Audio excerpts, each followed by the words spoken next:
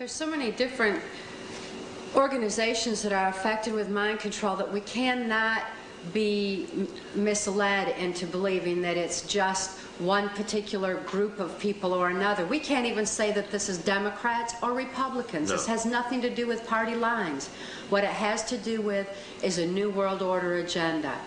When I was under mind control, before I was rescued and my mind and my memory restored, I was totally robotic. I had no ability to think for myself. I had no ability to question or to reason. I could only do exactly what I was told to do. One thing that I was told to do was to attend a White House cocktail party. This was during the Reagan-Bush administration while Ronald Reagan was president. It was on one occasion in particular that I heard Ronald Reagan talking with then Prime Minister of Canada, Brian Mulroney, who was also involved in this New World Order effort. And he said at that time that he believed the only way to world peace is through mind control of the masses. This is terrifying in proportion, especially when, having experienced mind control, I know that there is no peace of mind under mind control. Without free thought, there's no free will. Without God-given free will, there's no spiritual expression. And I wonder, what kind of a so-called world peace can we have where people have no peace of mind, where they have no spiritual expression, when they have when they're not even in touch with their own identity? Or it's very frightening in proportion when we consider the ramifications of what all mind control entails and how anyone can justify a robotic society under the so-called world peace guise, which is actually the New World Order, world dominance. It's my experience that Ronald Reagan took orders directly from George Bush. George Bush was one of the highest up that I'm aware of, if not the highest up that I was ever exposed to during the course of my White House Pentagon level mind control victimization.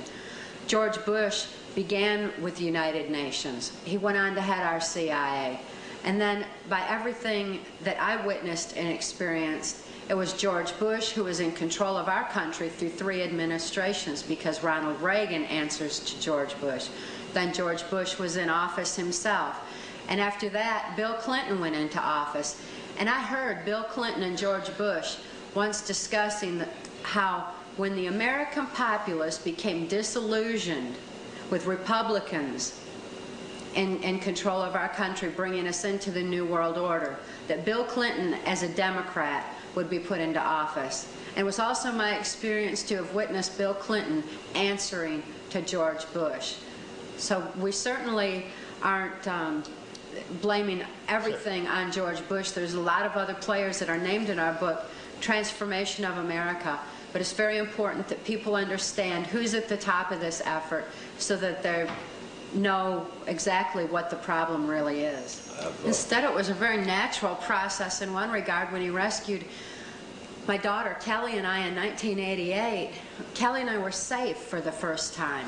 We weren't being hurt in any way. We saw how Mark was very gentle with his animals. His pets loved him, which was highly unusual for us. Everyone that we'd ever known abused their animals. It seems that abuse of animals and abuse of children oftentimes goes hand in hand.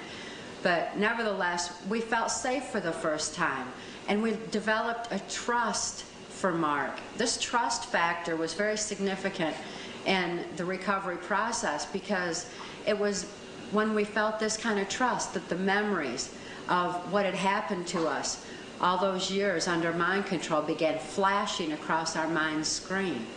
And Mark taught me how to write out my memories, to journal them, to put them on paper. I was extremely fortunate to be able to accurately recall all those things that I'd photographically recorded under mind control, particularly on the White House Pentagon level. This information that I was able to remember as a result of Mark's expertise is what's been documented in our book, Transformation of America. My daughter Kelly was not so fortunate. Once she began remembering She went into a respiratory failure and was hospitalized in Humana Hospital in Anchorage, Alaska. It was through a series of well-orchestrated events by some of her politically affluent abusers that thrust Kelly into the custody of the state of Tennessee, where she remains a political prisoner to date.